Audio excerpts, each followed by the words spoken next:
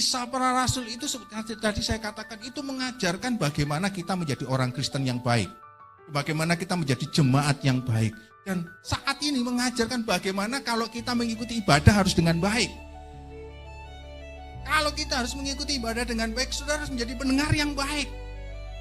Untuk menjadi pendengar yang baik, makanya kalau ibadah itu, ini sebenarnya diajarkan kepada kita gini.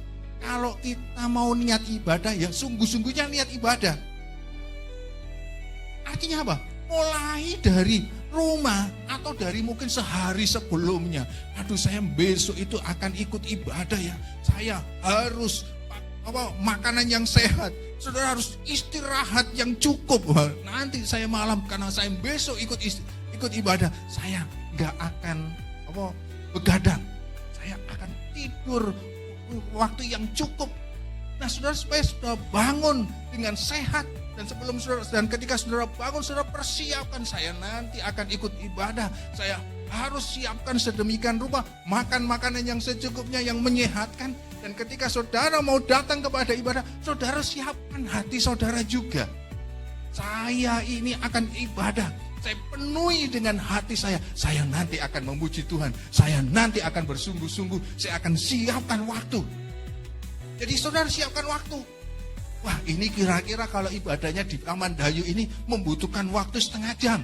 Wah, kalau saya nanti mepet, nanti datang gitu kemudian apalagi macet, belum kemudian nanti ngamuk-ngamuk karena macet, jengkel-jengkel, datang ibadah sudah nggak ada damai sejahtera.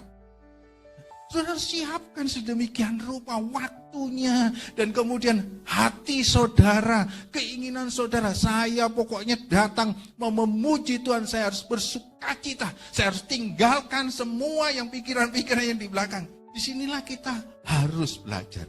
Pada waktu kita beribadah kepada Tuhan, mari kita belajar untuk kita memberikan telinga kita, memberikan fokus hidup kita. Mari kita mulai membuka hati kita. Dan ketika kita belajar untuk dalam beribadah itu menjadi pendengar yang baik, saya yakin firman Tuhan yang kita dengarkan dengan baik itu akan kemudian masuk dalam hati kita, berbuah dengan baik. Dan waktu berbuah dengan baik itu menghasilkan pertumbuhan rohani yang baik dalam hidup kita. Amin.